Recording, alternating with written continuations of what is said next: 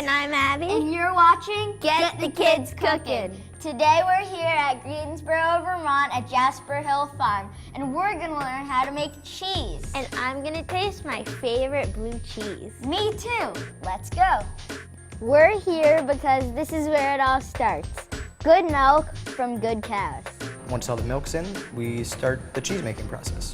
So in here is some distilled water and rennet. It's gonna basically coagulate the milk and turn it into curds and whey. What are you doing? Right now I am evenly incorporating the rennet dilution we just poured in here with the milk so that we get a nice, firm, even set. So essentially our milk is gonna turn into Jell-O. Jell-O? Yes, milk Jell-O. Turn into Jell-O. It'll probably be about 12 to 13 minutes. Abby, come here. I'm waiting for this to turn into Jell-O. Jell-O? Yeah, milk Jell-O. Turn into Jell-O. Do it! That's butterfat. That's awesome. Butterfat. That's my handprint in my part of the cheese. And that's my part of the cheese. That's bigger. So we're gonna do two different tests to make sure that this curd is ready to cut. You're gonna take two fingers, you're gonna insert it into the Jell-O, go in, and then you're gonna slowly bring them back up like if you were making a fist. Yep, she had a good cut. Oh, yep, it snapped real good. So now I'm gonna take this, which is a brost, and I'm gonna do a very shallow little flop. We're gonna flip it over. It's a little soft still. If it was ready to be cut, it would have been a really clean break. What this is gonna do is gonna allow the curd to contract, and it's gonna expel whey. Whey is essentially the leftover water from the milk. So we're gonna let it rest for about 5 to 10 minutes, and then we're gonna do what we call a hard cut. We're gonna cut it into a whole bunch of little tiny cubes. Are you ready to do the hard cut? I think we are. We're gonna be doing 3 vertical cuts.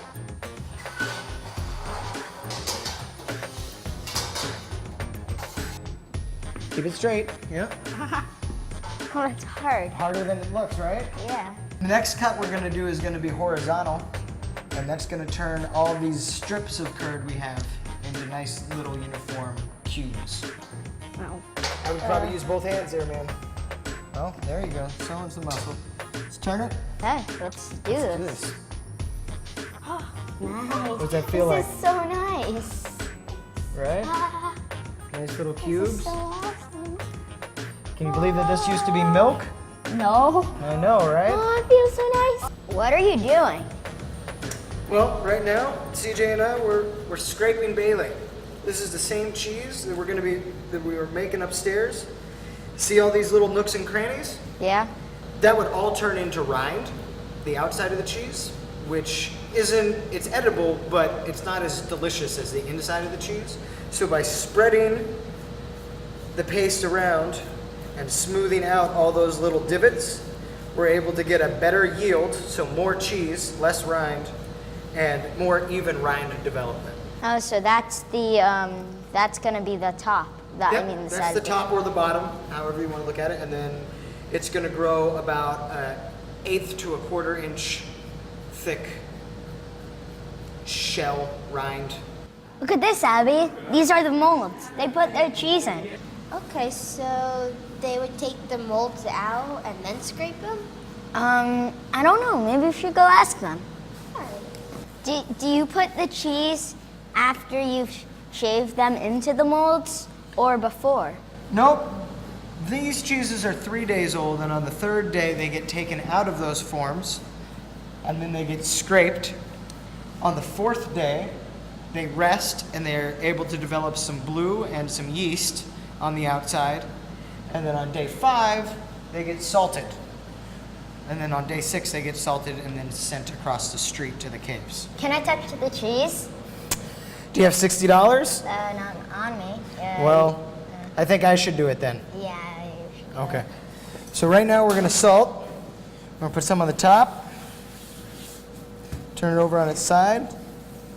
So this is doing 2 things. This is gonna inhibit the blue from growing on the outside so it stays on the inside. And then it's also gonna, the salinity is gonna leach in from the outside to the center of the cheese and make it taste delicious. So, Mateo, what's up with this mold all over the cheeses? Well, the mold is a really important part of the ripening process. It really contributes a lot of flavor to the cheese. There's good mold and bad mold, and the mold that's growing on this cheese is really good. It actually gives the cheese the opportunity to ripen in a very special way. A lot of people who just see molded cheese, they're like, oh, that's disgusting.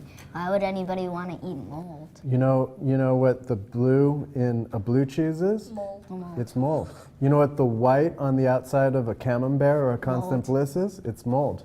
And the mold actually causes the cheese to ripen. Mold rocks!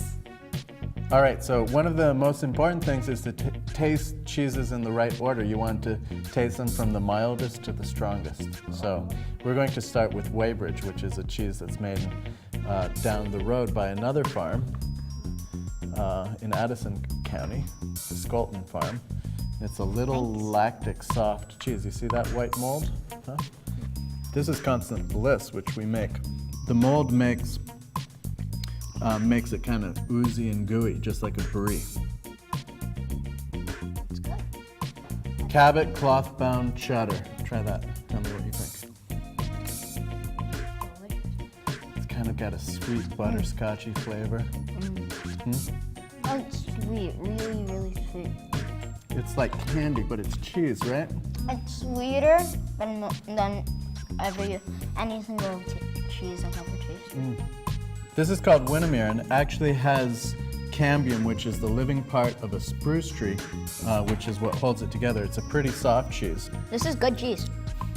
Bailey Hazen Blue. This is probably our most famous cheese at Jasper Hill. You can see it's got a nice natural rind, lots of bluing. That's a big old piece of cheese, isn't it? Here, give that a go.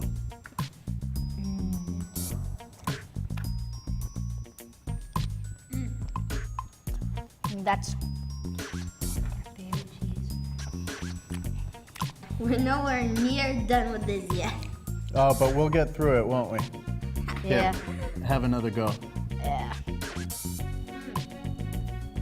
Bye.